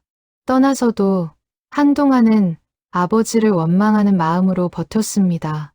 사업이 잘 될 때는 언젠가 성공해서 보여드리겠다는 마음으로 버텼고, 망한 뒤에는 아버지 말이 맞았다는 걸 인정하기가 싫어서 더 숨어 지냈습니다.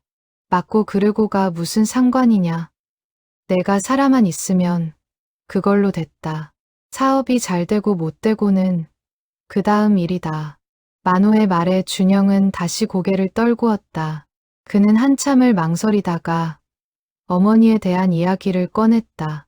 어머니가 떠나셨다는 소식을 듣던 날, 저는 공사장 한바집에서 밥을 먹고 있었습니다. 동네 사람을 우연히 만나서 들었는데 그 자리에서 숟가락을 들 수가 없었습니다.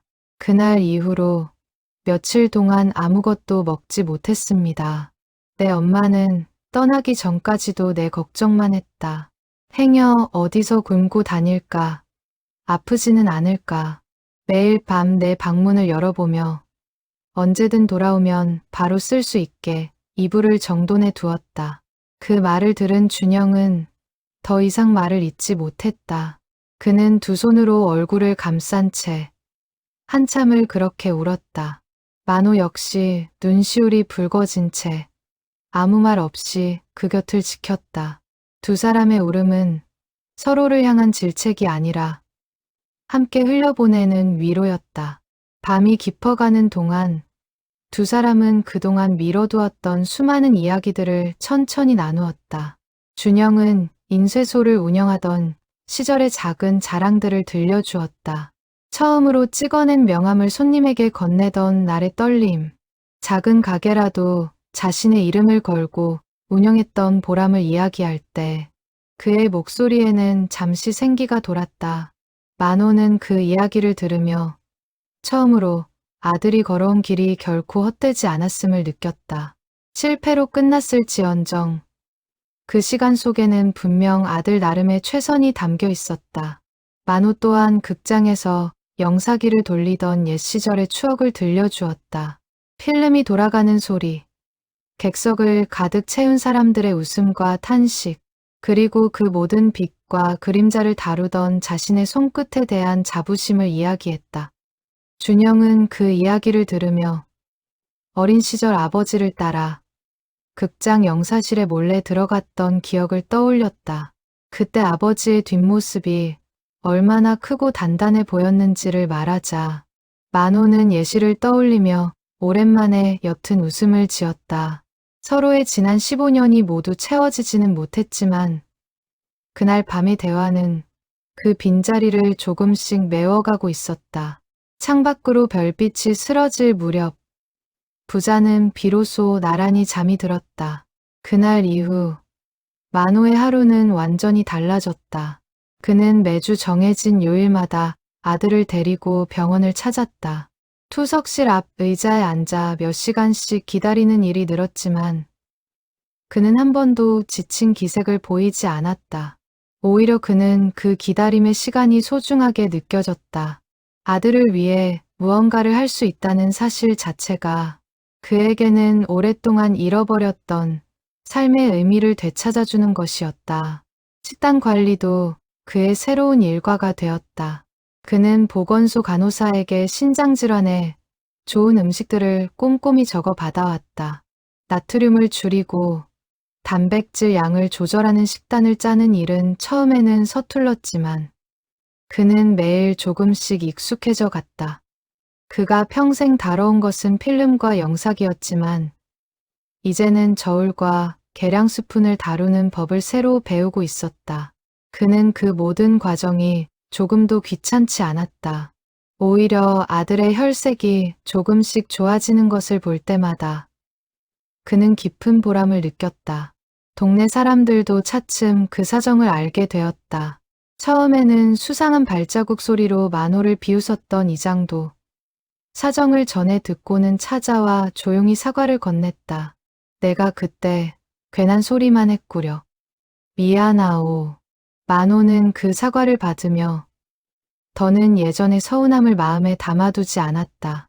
그는 오히려 이장에게 옆집의 상속 문제가 마무리되면 그 집을 정리하는 데에도 손을 보태고 싶다고 말했다. 그 집은 자신과 아들에게 더없이 큰 의미를 지닌 곳이 되어 있었다.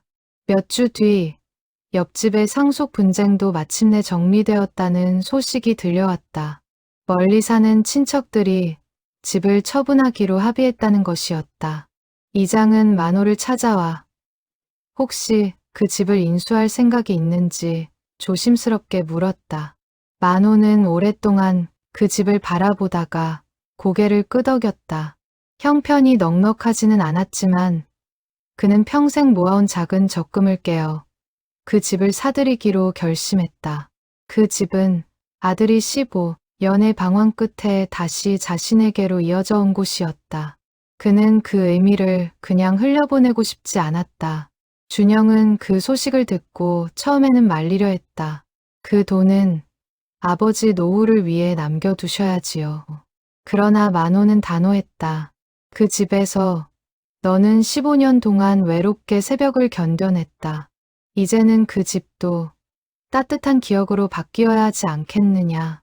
그리고 언젠가 내가 다시 무언가를 시작하고 싶다면 그 마당에 작은 인쇄소를 차려도 좋겠다. 작은 명함이든 동네 소식지든 내가 하고 싶은 것을 해보아라. 그 말을 들은 준영은 한참 동안 말을 잇지 못한 채 고개를 떨구었다. 옛 동료였던 김 기사도 소식을 듣고 찾아왔다. 그는 준영의 손을 덥석 잡으며 진심으로 반가워했다. 이제라도 돌아왔으니 됐다. 다 됐다. 그는 한참 동안 만호와 준영을 번갈아 바라보다가 자신의 젊은 시절 이야기를 꺼냈다. 그래도 한때 형과 크게 다투고 몇 년을 등지고 지낸 적이 있었다고 했다.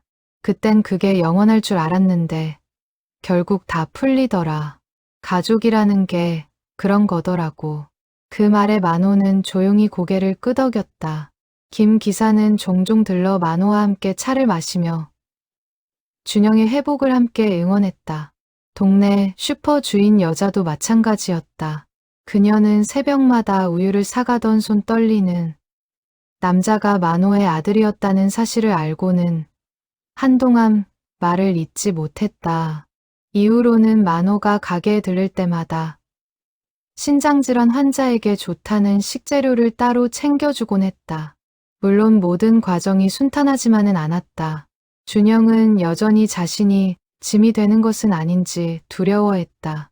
어느 날 밤, 그는 다시 집을 나가야 할 것 같다는 말을 꺼냈다.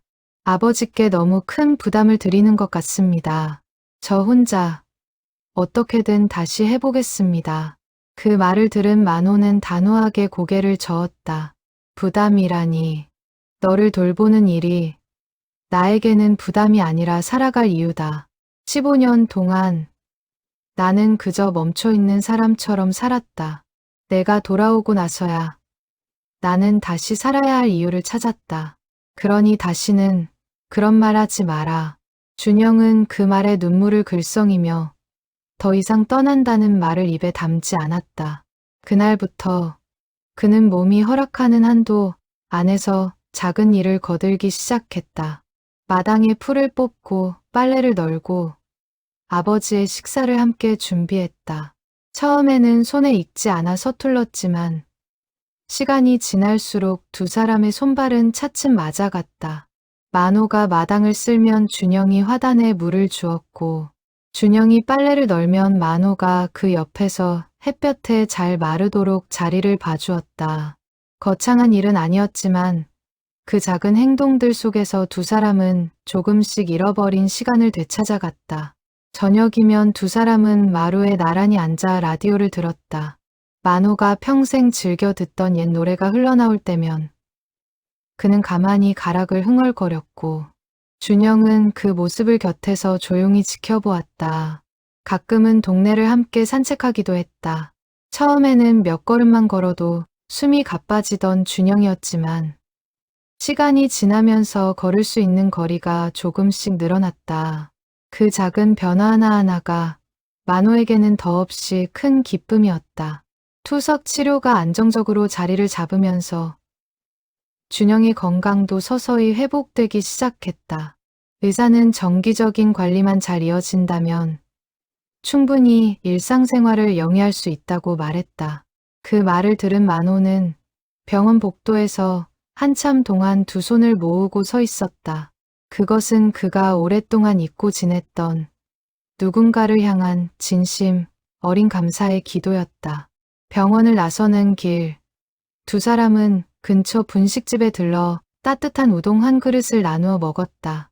준영이 신장에 부담이 적은 음식인지 조심스럽게 묻자 만호는 미리 알아본 영양 정보를 줄줄 읊으며 안심시켰다. 그 모습에 준영은 작게 웃음을 터뜨렸다. 아버지, 저보다 더 잘 아시네요. 만호도 따라 웃으며 답했다. 이제 이게 내일이다. 평생 영사기만 돌리던 손으로 이제는 이런 것도 척척 외워야지. 두 사람의 웃음소리가 분식집 안에 작게 퍼졌다. 그 소리는 오랫동안 그 집에서 들리지 않았던 종류의 웃음이었다. 어느 늦은 오후, 준영은 마당에 앉아 낡은 동시집을 다시 펼쳤다. 그는 어린 시절 자신이 적어두었던 글귀를 손끝으로 천천히 짚어보다가 그 옆에 새로운 한 줄을 더했다. 아버지, 이제는 늦지 않게 말씀드릴 수 있어 다행입니다. 사랑합니다. 그는 그 책을 조심스럽게 닫아 아버지의 방 책상 위에 가만히 올려두었다. 그날 밤 만호는 우연히 그 책을 발견했다. 그는 아들이 적어놓은 글귀를 한참 동안 들여다보았다. 그의 눈가에는 다시 눈물이 차올랐지만 그것은 더 이상 슬픔의 눈물이 아니었다. 그는 그 책을 가슴에 꼭 안은 채 오랫동안 그 자리에 앉아 있었다. 창밖으로는 가을 달빛이 고요하게 마당을 비추고 있었다. 다음 날 아침, 만호는 새로 사들인 옆집 마당으로 준영을 데리고 갔다. 오랫동안 방치되어 잡초가 무성했던 마당은 며칠 사이 두 사람의 손길로 제법 단정하게 정리되어 있었다. 만호는 마루 한쪽을 가리키며 말했다. 여기에 작은 작업대를 놓으면 어떻겠느냐. 햇볕도 잘 들고 바람도 잘 통하니 인쇄기 한두 대 놓기에 나쁘지 않을 것 같은데. 준영은 그 자리를 한참 바라보다가 천천히 고개를 끄덕였다. 거창한 사업을 다시 시작할 자신은 아직 없었지만 동네 사람들을 위한 작은 인쇄물 정도는 만들어 볼 수 있을 것 같았다. 그날 오후 두 사람은 마당에 작은 평상을 놓고 나란히 앉아 차를 마셨다.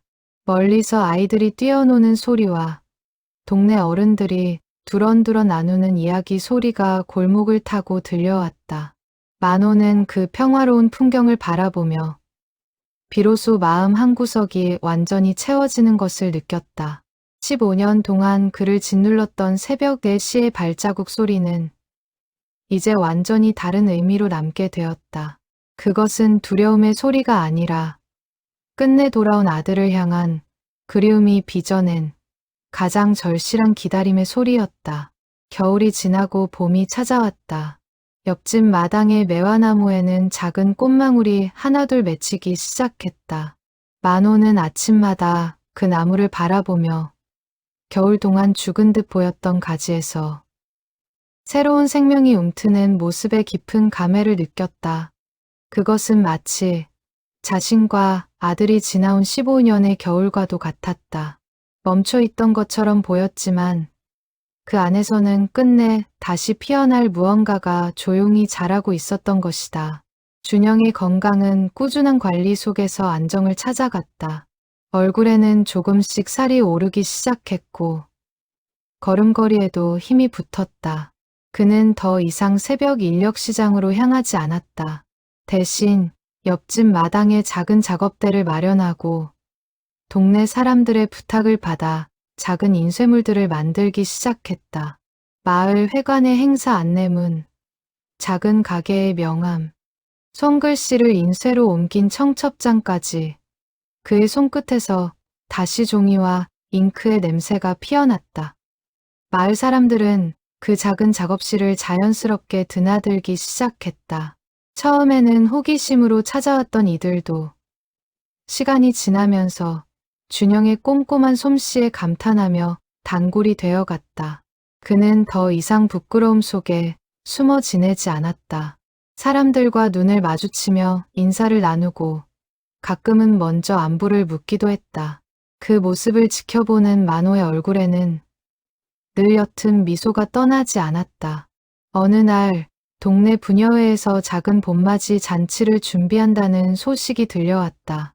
부녀회장은 준영을 찾아와 잔치에 쓸 안내장과 작은 상장을 만들어줄 수 있는지 조심스럽게 물었다.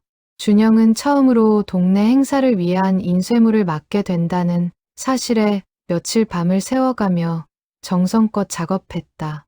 글씨체 하나, 색깔 하나까지 고심하며 만들어낸 안내장이 완성되던 날, 그는 그것을 가장 먼저 아버지에게 보여주었다.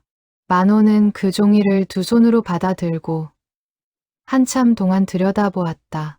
그 작은 종이 한 장이 그에게는 어떤 큰 성공보다도 값진 것으로 느껴졌다. 봄맞이 잔치가 열리던 날, 동네 사람들은 준영이 만든 안내장을 손에 들고 삼삼오오 모여들었다. 사람들은 그 인쇄물의 정성스러운 디자인을 칭찬하며 준영에게 다음에도 부탁하고 싶다는 말을 건넸다. 만호는 그 모습을 멀리서 지켜보며 아들이 다시 한 사회의 구성원으로 받아들여지는 순간을 가슴 깊이 새겼다. 그는 더 이상 아들을 숨기고 싶은 존재로 여기지 않았다. 오히려 동네 사람들에게 아들을 자랑스럽게 소개하고 싶은 마음이 자연스럽게 차올랐다. 그날 밤 잔치를 마치고 돌아온 두 사람은 마루에 나란히 앉아 달을 바라보았다. 준영이 조심스럽게 입을 열었다. 오늘 사람들이 제가 만든 걸 좋다고 해주니까 정말 오랜만에 제가 쓸모있는 사람이라는 생각이 들었습니다. 만호는 그 말을 듣고 가만히 아들의 어깨를 두드렸다. 너는 처음부터 쓸모없는 사람이었던 적이 없다. 다만 그걸 알아줄 사람이 너 자신부터 없었던 것뿐이지. 준영은 그 말에 눈시울이 붉어졌지만 더 이상 울지 않았다. 대신 오랜만에 깊고 편안한 숨을 내쉬었다. 어느 날 저녁, 만호는 다락방에 보관해 두었던 낡은 영사기를 꺼내왔다. 극장이 문을 닫은 뒤로 한 번도 꺼내본 적 없던 물건이었다. 그는 먼지를 털어내고 오래된 필름 한 통을 조심스럽게 끼워 넣었다. 그것은 그가 마지막으로 상영했던 가족과 함께 보았던 옛 영화의 필름이었다. 마당 한쪽 벽에 하얀 천을 걸어두고 그는 천천히 영사기를 돌리기 시작했다. 흐릿한 빛이 벽 위로 쏟아지며 오래된 흑백 영상이 천천히 흘러나왔다. 준영은 그 빛을 바라보며 어린 시절 아버지의 영사실에서 느꼈던 그 설렘을 다시 떠올렸다. 만호는 익숙한 손길로 필름을 조정하며 오랜만에 자신의 일에 몰두하는 기쁨을 느꼈다. 두 사람은 나란히 앉아 그 작은 빛이 만들어내는 옛 이야기를 함께 바라보았다. 영상이 끝나갈 무렵 화면 속에는 우연히 찍힌 옛 가족의 모습이 잠시 비쳤다. 어린 준영이 어머니의 손을 잡고 극장 앞에서 환하게 웃고 있는 장면이었다. 그 모습을 본 두 사람은 한동안 아무 말도 하지 못한 채 그 흐릿한 영상에서 눈을 떼지 못했다. 준영이 먼저 조용히 입을 열었다. 어머니가 지금 이 모습을 보셨다면 정말 좋아하셨을 텐데요. 만호는 고개를 끄덕이며 화면 속 아내의 미소를 한참 동안 바라보았다. 그래, 너무 좋아하셨을 거다. 어쩌면 지금 이 순간도 어딘가에서 지켜보고 계실지 모르지. 두 사람은 그렇게 떠난 이를 그리워하는 마음마저도 함께 나눌 수 있게 되었다. 아버지, 다음에는 직접 영화를 한 편 만들어 보는 것도 좋겠습니다. 제가 인쇄로 포스터도 만들고요. 준영이 조심스럽게 말을 건넸다. 만호는 그 말에 환하게 웃으며 고개를 끄덕였다. 그래, 그것도 좋겠다. 우리 둘이 함께라면 못할 일이 없지. 그 말 속에는 더 이상 두려움이나 망설임이 담겨 있지 않았다. 오직 함께할 미래에 대한 기대만이 가득했다. 며칠 후 두 사람은 그 작은 상영을 동네 사람들과 함께 나누기로 했다. 마당에 의자를 늘어놓고 준영이 직접 인쇄한 작은 안내장을 동네 곳곳에 붙였다. 상영회가 열리던 저녁, 동네 어른들과 아이들까지 모여들어 마당을 가득 채웠다. 만호가 영사기를 돌리고 준영이 그 곁에서 필름을 갈아 끼우는 모습을 지켜보던 사람들은 부자가 함께 만들어가는 그 풍경에 따뜻한 박수를 보냈다. 이장은 그 자리에서 매년 봄마다 이런 작은 영화의 밤을 마을 행사로 이어가면 좋겠다는 제안을 내놓았다. 만호와 준영은 서로를 바라보며 동시에 고개를 끄덕였다. 상영이 끝난 뒤 동네 아이들이 영사기 주위로 몰려들어 신기한 듯 이리저리 살펴보았다. 한 아이가 만호에게 다가와 물었다. 할아버지, 이거 어떻게 작동하는 거예요? 만호는 그 작은 손을 잡아 기계 옆으로 이끌며 필름이 돌아가는 원리를 천천히 설명해 주었다. 그 모습을 지켜보던 준영은 아버지가 평생 쌓아온 기술이 다시 누군가에게 전해지는 순간을 마음 깊이 새겼다. 그는 언젠가 자신도 그 기술을 배워 아버지와 함께 더 많은 이야기를 영상으로 담아내고 싶다는 작은 꿈을 품게 되었다. 봄바람이 마당을 가로질러 불어왔다. 매화 향기가 은은하게 퍼지며 두 사람의 머리 위로 꽃잎 몇 장이 가만히 떨어졌다. 만호는 그 꽃잎을 손바닥으로 받아들며 오랫동안 잊고 지냈던 평온함을 온몸으로 느꼈다. 그는 더 이상 새벽 4시를 두려워하지 않았다. 오히려 그 시간이 되면 그는 자연스럽게 잠에서 깨어나 아들의 방문을 살짝 열어보았다. 그 안에는 평온하게 잠든 아들의 숨소리가 한결같이 흘러나오고 있었다. 세월이 흘러도 두 사람은 그 새벽의 기억을 잊지 않았다. 가장 두려웠던 소리가 결국 가장 그리웠던 발걸음이었다는 사실을, 그리고 그 발걸음이 끝내 미움을 사랑으로, 원망을 용서로 바꾸어 놓았다는 사실을. 마당의 매화나무는 해마다 봄이 되면 다시 꽃을 피웠고 그 아래에서 부자는 함께 차를 마시며 지나간 겨울과 다가올 봄을 이야기했다. 가끔 동네 사람들이 그 시절의 이야기를 물어올 때면 만호는 멋쩍은 웃음을 지으며 짧게 답하곤 했다. 그땐 그냥 무서운 발자국 소리인 줄로만 알았지. 그러면 곁에 있던 준영이 조용히 덧붙였다. 사실은 아버지를 너무 그리워해서 낸 소리였습니다. 그 말을 들을 때마다 만호는 아들의 손을 가만히 잡아주었다. 더 이상 설명이 필요하지 않은 두 사람만이 아는 깊은 마음이었다. 새벽 4시, 한때 두려움의 시간이었던 그 시각은 이제 두 사람에게 가장 평온하고 따뜻한 시간으로 남아 있었다. 누군가에게는 그저 깊은 어둠일 그 시간이, 한 아버지와 아들에게는 잃어버렸던 사랑을 되찾게 해준 가장 빛나는 순간으로 남았다. 그리고 그 마당의 매화나무 아래에서 두 사람의 새로운 봄날들은 앞으로도 오래도록 함께 이어질 것이었다.